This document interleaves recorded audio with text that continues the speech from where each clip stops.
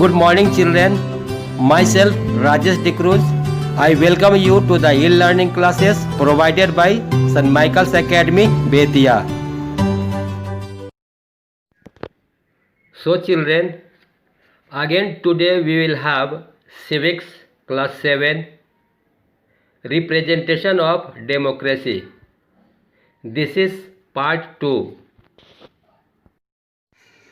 So, children, in the previous classes we talked about Francis and democracy, elections, political parties.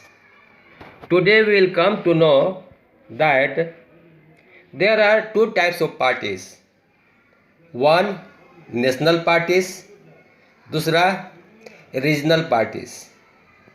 Political parties are that parties which have capacity to form a central government is called national parties. These parties are represented in several states. INC, Indian National Congress, and BJP, Bharatiya Janata Party, are the example of national parties. Now, second, regional parties. Regional parties are those that are represented in a few states or only one itself. At the regional level, we have parties such as SP, Samajwadi Party, JMM, Jharkhand Mukti Morcha, and AGP, Assam Gana Parishad. These are the example of regional parties. Okay, children. Now we will talk about types of party systems. There can exist various kind of party systems. The first one is one party system. In some countries there are one party systems, and in this process candidate can stand many, but they all belongs to one party. So people don't have options of choosing parties. They have options to choose only candidates. So this is called one party systems. This type of government is found in China. There one party exists, that is called Chinese Communist Party. Now second comes two party systems. In some countries there is two party systems. In this process people have options to choose party. If there are two parties, people can find out which party is better, which can do welfare for the citizens. So accordingly people give their votes to the party. This type of party is found in USA. In USA, the Democrats and Republican parties are found, and in this country people have options to choose one of the party to give their votes.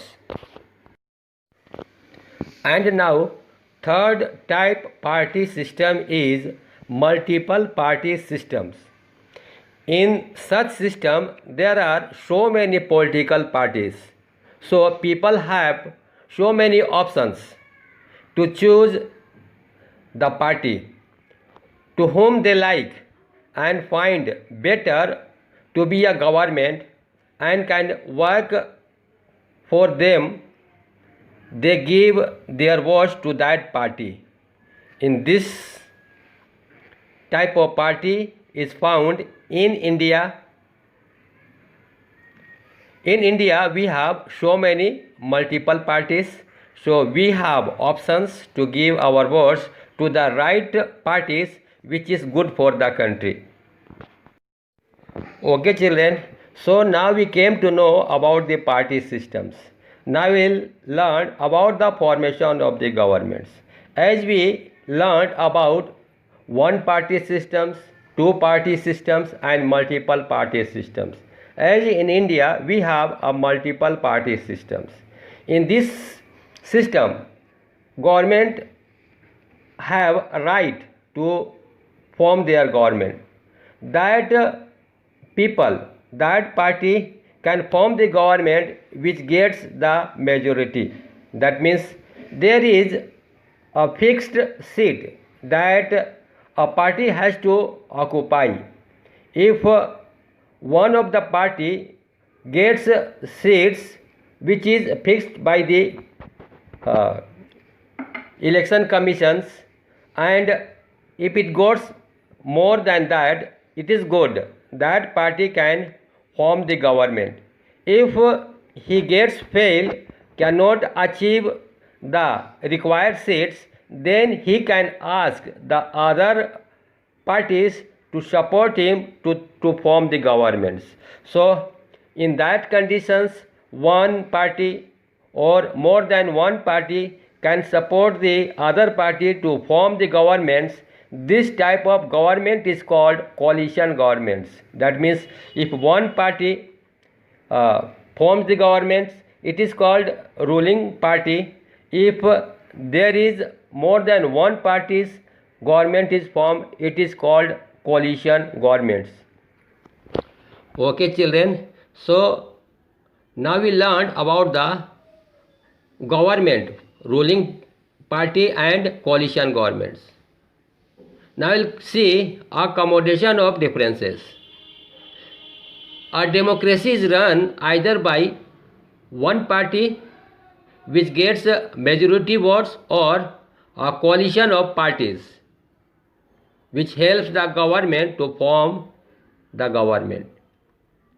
So what happened to the minority parties which have not got majority? Do they have got neglected? No, they have also got importance. They are very important persons. They are called opposition party, and time to time they check the ruling party to work for the country as well as for the welfare of the nations and the citizens of the country. So the ruling party as well as the opposition party, both are very important in the democratic country. Therefore, a true democracy is tolerant of all kinds of views and opinions. So, politicians, parties, organizations, voters, and the society at large should respect the views of others. So, children, you should know that enlightened citizens, wise leadership, disciplined voters, and disciplined political parties are imperative for the proper functioning of a democracy. Okay children, so today we will stop here. Again we will meet tomorrow in the next video with exercise. Your homework is to go through the objectives and do it. We will complete it tomorrow in the videos. Children, if you like my videos, please subscribe it and share it. Thank you. Bye bye.